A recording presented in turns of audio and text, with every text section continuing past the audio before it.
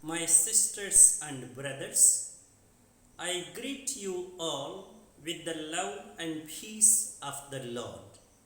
I invite you to meditate together with me on the holy word of God of 28th June 2021. The focus of our reflection: the quality of faith is to be measured and tested not by the abundance of blessings one enjoys, but by the abundance of blessings he brings for others. Many may wish to follow Jesus because truly his life is something different, but not many will be able to follow him because it is demanding and challenging. Many in the time of Jesus followed him as disciples, but all these cannot be rated as serious minded disciples. They had varied motives. Some were fascinated by his wondrous powers. Some were excited to be in the company of such a popular figure. Some admired his impressive personality. Some expected some favors and so thought it profitable to follow him. Some sought recognition and name for themselves, being counted among his associates. Some sought to be comforted by his comforting and assuring words. Some were amazed at his profound teaching and preaching. Some marveled at his authoritative teaching. Some wanted to observe him from close and trap him in the wrong. Of course, some really wanted to learn from him. Some were really touched by his life of holiness and they wanted to walk in God's ways. But Jesus is very clear about what he wants from his followers. He does not want half-hearted and ulteriorly interested followers. He is not like many other leaders who want somehow to pull numbers and thus display their greatness. Jesus, like them, would not make false promises. He would not hide the hard realities for the sake of appeasing them.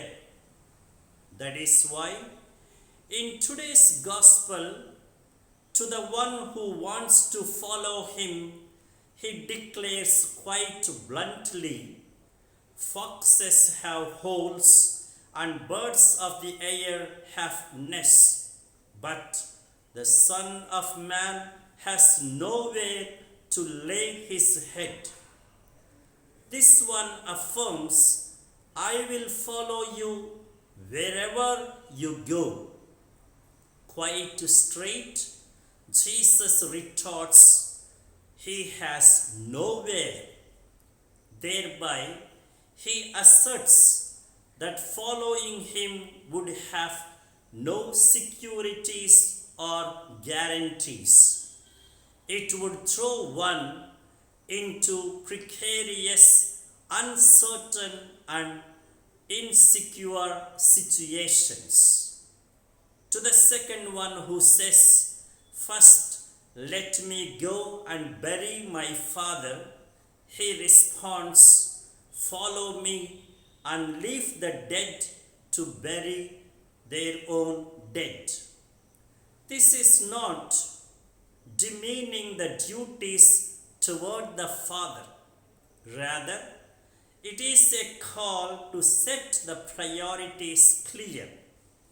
Following Jesus and working to make the people live is the top priority, and it is most urgent. Following Jesus is offering oneself totally for God and for others.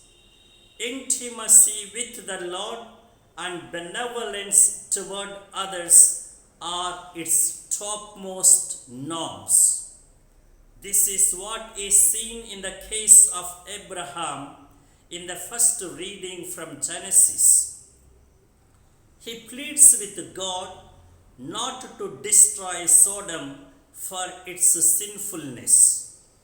He bargains with God at least 6 times, appealing to spare Sodom at least for the sake of a few good people. His persistent prayer of intercession on behalf of others shows his intimacy with God and concern for others. Saint Irenaeus, whom we commemorate today, stands as an example for such a life. And now the direction and the directive for our life. Following Jesus should never be with any ulterior motives. The genuineness and depth of it is known by the intensity of intimacy with God and kindness toward others.